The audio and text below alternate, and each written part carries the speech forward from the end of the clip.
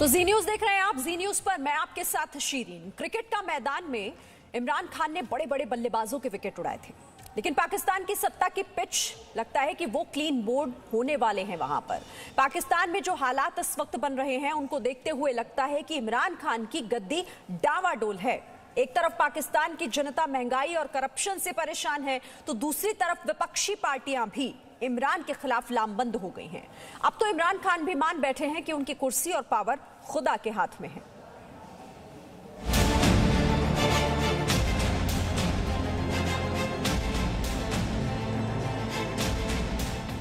जब दुश्मन आपसे डरे तो अच्छा लगता है।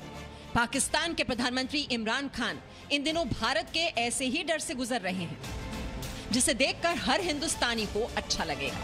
इमरान खान को लगता है कि उनकी कुर्सी भगवान भरोसे है। उन्हें डर लग रहा है कि उनकी कुर्सी कभी भी जा सकती है। कोई भी आज ये नहीं कह सकता कि मैं कितनी देर पावर में हूं या नहीं, क्योंकि तो अल्लाह के हाथ में, मेरा ये ईमान है। सुना आपने, इमरान को लगता है कि वो प्रधानमंत्री तो बन गए हैं, लेकिन जैसे हालात हैं पाकिस्तान के, पार ज्यादा समय तक उनके हाथों टिकने नहीं वाली। अब पाकिस्तान के वजीर आजम खुदा भरोसे सत्ता चला रहे हैं। वैसे तालिबान खान को भारत से ही नहीं बल्कि उसके अन्य देशों के साथ मैत्रीपूर्ण रिश्तों से भी डर लगता है। इमरान को भारत के अंतर्राष्ट्रीय संबंधों का भी भय सता रहा है। इनके साथ सारे पाकिस्तान के दुश्मन मिले हुए हैं। हिंदुस्तान सबसे आगे है और इजराइल इनके साथ मिला हुआ है। इमरान का डर वाजिब भी है। दरअसल प्रधानमंत्री नरेंद्र मोदी ने जिस तरह से आतंकिस्तान के खिलाफ कूटनीतिक चक्रव्यूह रचा है, वो उससे झुकने के लिए मजबूर कर रहा है। पाकिस्तान की पोल पूरी दुनिया खोल रही है। इजराइल और इंडिया की लॉबी इकट्ठी काम करती है अमेरिका में। मैं अमेरिका का सिस्टम जानता हूं, लॉबिस्ट होते हैं। जो आईपैक है, जो इजराइल की लॉबी है, वो सबसे तगड़ी लॉबी है। इसलिए तो इजराइल की जो सारी मिडल ईस्ट की अमेरिका की पॉलिसी है, इजराइल कंट्रोल करता है।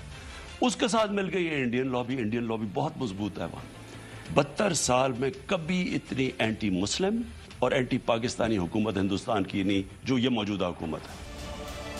पाकिस्तान के प्रधानमंत्री इमरान खान को मलाल सिर्फ इस बात का ही नहीं है कि मोदी के संबंध अमेरिका और इजराइल से अच्छे हैं। इमरान को ये बात भी खटकती है कि क्यों प्रधानमंत्री मोदी नवाज शरीफ की तरह इमरान की तारीफ नहीं करते। और ये जब नवाज शरीफ प्राइम मिनिस्टर था, नरेंद्र मोदी स्टेटमेंट दे रहे हैं कि जी राहील शरीफ जनरल वो दहशतगर्द है, स्टेटमेंट दे रहा है। लेकिन नवाज शरीफ बड़ा अच्छा आदमी है, लेकिन वो कुछ कर नहीं सकता। इसकी तारीफें कर रहा है उसका, मेरी क्यों नहीं तारीफ करता वो? इमरान की तारीफ प्रधानमंत्री मोदी करें भी तो किस लिए? इसलिए कि वो दाऊद इब्राहिम और हाफिज सईद को पनाह दे रहा है, या इसलिए कि हर दिन सीमा पर सीज फायर करके वो भारत में घुसपैठ की कोशिश करता है, या इसलिए कि पाकिस्तान भारत के खिलाफ साजिशें रचा करता है। नया भारत ईंट का जवाब पत्थर से देना जानता है, और इस बार भारत का संकल्प भी दृढ़ है, आतंक को खत्म करना। भारत के संबंध भी दूसरे बड़े और मजबूत देशों से गहरे हैं, और निशाना भी तय है, पाकिस्तान। 9/11 हो या मुंबई में 26/11 हो, उसके साजिशकर्ता कहां पाए जाते हैं? प्रधानमंत्री मोदी के इस अंतर्राष्ट्रीय चक्रव्यूह में फंस चुका है पाकिस्तान, क्योंकि अब उसके खिलाफ FATF कार्रवाई की बात कह रहा है। आतंकियों को पनाह देने के लिए उसे फटकार लगा रहा है, और चीन को छोड़कर उसकी मदद करने वाले देश भी आज मजबूत भारत के साथ मिलकर शक्तिशाली बनना चाह रहे हैं। रक्षा से लेकर आर्थिक विकास तक के लिए सारे देश आज आत्मनिर्भर भारत पर निर्भर हो चले हैं।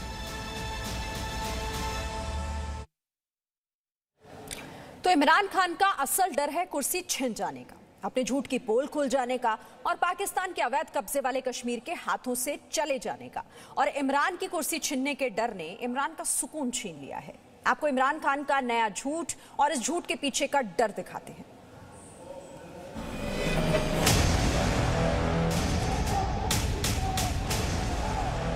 इनके साथ सारे पाकिस्तान के दुश्मन मिले हुए हैं। हिंदुस्तान सबसे आगे है।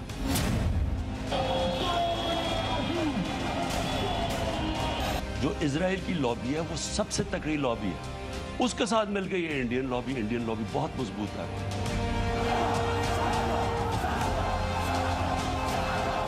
नरेंद्र मोदी स्टेटमेंट दे रहे हैं, नवाज शरीफ बड़ा अच्छा आदमी है, मेरी क्यों नहीं तारीफ करता?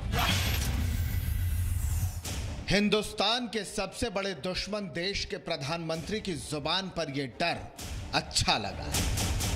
मुझे सिर्फ ये बता दें कि या तो फैसला कर लें कि हिंदुस्तान हमारा खैर ख्वाह है। हिंदुस्तान में आतंकवाद को बढ़ावा देने वाले पाकिस्तान के प्रधानमंत्री का यह डर बहुत अच्छा लगा। छुप के नवाज शरीफ मिला पाकिस्तानी फौज से, डर के नरेंद्र मोदी से। इमरान का डरना जरूरी भी है और मजबूरी भी। सब उपाय तो कर लिया, जम्मू कश्मीर में आतंकवाद को बढ़ावा भी देकर देख लिया और जम्मू कश्मीर पर दुनिया भर में दुष्प्रचार करके भी देख लिया, लेकिन न इमरान के आतंकवादी दोस्त काम आए न उनका झूठ। तो अब डर है अपने बिखर जाने का, पाकिस्तान के टूट जाने का। लेकिन अपने डर को इमरान खान झूठ की खाल उड़ा रहे हैं ताकि वो सच छिपा सके। हिंदुस्तान की तो स्टेटेड पॉलिसी है कि पाकिस्तान के 3 टुकड़े हों। तो सबसे उनको डर पाकिस्तान से क्यों है डर? ये सोचे ना, क्यों इजराइल आज से 30 साल से इस्लामिक बॉम्ब लगा हुआ है? क्योंकि उनको डर पाकिस्तानी फौज से है। उनको पता है कि पाकिस्तानी फौज एक दुनिया की ताकतवर फौज है, न्यूक्लियर आर्म फौज है। इसे कहते हैं हारे हुए की हताशा। पाकिस्तान की जो फौज 1947 से लेकर 1999 तक 4 बार हिंदुस्तान के आगे सरेंडर कर चुकी है, इमरान खान उस फौज का डर भारत को दिखा रहे हैं। तो सुनिए इमरान साहब, पाकिस्तान के अवैध कब्जे वाले कश्मीर को तो हम लेंगे और जरूर लेंगे, क्योंकि वो हमारा था और हमारा ही होगा। लेकिन रही बात पाकिस्तान के 3 टुकड़े करने की, तो उसके लिए आपकी अपनी फौज ही काफी है और ये 1971 में दुनिया देख चुकी है। लेकिन आप एक नाकाम मुल्क के नाकाम प्रधानमंत्री हैं, तो झूठ बोलने के अलावा आपके पास कोई चारा नहीं। तो आइए इमरान खान का एक और झूठ सुनते हैं। अब वो चाहते क्या हैं? वो ये चाहते हैं पाकिस्तान से वो जो रूस से हुआ था, जो सोवियत यूनियन से हुआ था, कि अंदर से टूट जाए। ये इनकी पूरी कोशिश है। ये जो सारी साजिशें करते हैं, कल्बदशन, वो जो यादेव था, वो था, ये जो कबायली, आज जो हमारे 20 अगले दिन हमारे सिक्योरिटी फोर्सेस शहीद हुए, ये कौन करवा रहा है? ये किसका इंटरेस्ट है कि आपस में शिया सुन्नी को कौन लड़ा रहा है? अब लीजिए, इसे कहते हैं अपने ही लोगों को धोखा देना। एक टीवी चैनल पर बैठकर इमरान खान पता नहीं किसे बरगलाना चाहते हैं, क्योंकि सच तो ये तस्वीरें हैं। इसी साल सितंबर के महीने में मुहर्रम से पहले पाकिस्तान में शिया मुसलमानों को सीधी धमकी दी गई। भीड़ में आए ये भाड़े के आतंकी नहीं, ये भीड़ आतंकी संगठन सिपाही सहाबा के बुलाने पर आई थी और भीड़ के आते ही शुरू हो गया पाकिस्तान में शिया मुसलमानों के खिलाफ सुन्नी समुदाय के लोगों को भड़काने का खेल। ऐसा खेल जो पाकिस्तान के अलग अलग शहरों में खेला जाता है। मंच बदल जाते हैं, मुखौटे बदल जाते हैं, लेकिन शिया मुसलमानों के खिलाफ मौत का ये मंच शहर दर शहर बढ़ता चला जाता है। कराची में सरेआम भीड़ ने शिया काफिर हैं के नारे लगाए, शिया मुसलमानों को जान से मारने की धमकी दी।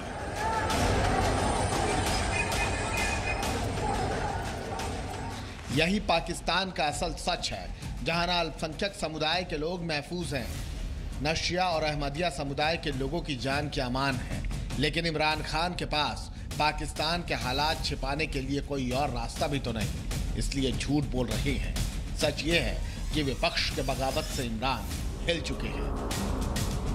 इमरान खान की सल्तनत के खिलाफ पाकिस्तान की आवाम ने आवाज बुलंद कर रखी है। गुजरावाला की विशाल रैली ने तालिबान खान की नींद उड़ा दी। हालांकि वो दावा कर रहे हैं कि इलेक्टेड प्रधानमंत्री को कौन हटा सकता है। कोई भी आज ये नहीं कह सकता कि मैं कितनी देर पावर में हूं या नहीं, क्योंकि तो अल्लाह के हाथ में, मेरा ये ईमान है। बिल्कुल ठीक। इस इंसान कोशिश करता है, लेकिन मैं पावर में हूं या ना हूं, मैंने इनको नहीं छोड़ना। ये अगर वापस आएंगे, मैं सारी कौम को सड़कों पर निकालूंगा, इनको नहीं आने दे। इमरान कहे चाहे जो भी, लेकिन जानते हैं कि उनका सिलेक्शन जनता ने नहीं फौज ने किया है। और महंगाई, बेरोजगारी और बढ़ती कंगाली के बाद अब उनके खिलाफ बगावत हो चुकी है, बस कुर्सी छीननी बाकी है। ब्यूरो रिपोर्ट, जी मीडिया। पाकिस्तान के हुक्मरानों ने अपने चारों तरफ अपने ही झूठ का एक जाल बुना हुआ है। वो इसके आगे कुछ भी नहीं देखना चाहते। इमरान खान को आपने सुन लिया, अब उनके विदेश मंत्री शाह महमूद कुरैशी को जानिए। FATF ने पाकिस्तान को उसकी आतंक परस्त नीतियों की वजह से एक बार फिर ग्रे लिस्ट में रखा है, लेकिन शाह महमूद कुरैशी हैं कि उल्टा खुश हो रहे हैं कि चलो कम से कम ब्लैक लिस्ट तो नहीं हुए।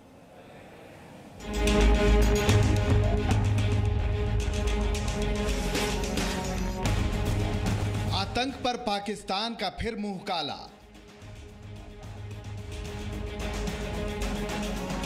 FATF की ग्रे लिस्ट में बना रहेगा पाकिस्तान। जून 2018 से अक्टूबर 2020 तक 2 साल से ज्यादा गुजर गए, लेकिन पाकिस्तान अपने चेहरे पर लगी आतंक की कालिक साफ नहीं कर पाया। नतीजा ये कि 21 अक्टूबर से 23 अक्टूबर तक चली FATF की बैठक में यह फैसला लिया गया कि अभी पाकिस्तान को ग्रे लिस्ट से बाहर नहीं निकाला जाएगा। पाकिस्तान को FATF ने 27 बिंदुओं पर काम करने को कहा था, लेकिन पाकिस्तान ने टेरर फंडिंग और आतंकवादी संगठनों पर एक्शन नहीं लिया। वो FATF की सिफारिशों पर अमल नहीं कर सका, जिसकी वजह से FATF ने उसे डू मोर का फरमान सुना दिया। Pakistan remains on our increased monitoring list, the so-called grey list. Even though Pakistan has made progress, it needs to do more. Pakistan cannot stop now. It needs to continue to carry out reforms, in particular to implement targeted financial sanctions and prosecute and sanction those financing terrorism. Grey list से बाहर निकलने के लिए पाकिस्तान ने काफी कोशिश की थी, यहां तक कि उसने अमेरिका की एक लॉबिंग फर्म की भी मदद ली थी, लेकिन उसकी कोशिशें धरी की धरी रह गईं। हालांकि पाकिस्तान के हुक्मरानों को अपने चेहरे के ये दाग कितने अच्छे लगते हैं, यह आप शाह महमूद कुरैशी की बातों से समझ सकते हैं। FATF के फैसले के बाद कुरैशी ने कहा कि पाकिस्तान को ब्लैकलिस्ट करवाने की भारत की साजिश सफल नहीं हुई। तो क्या कुरैशी साहब इस बात पर खुश है कि चलो ग्रे लिस्ट से ही जान छूटी?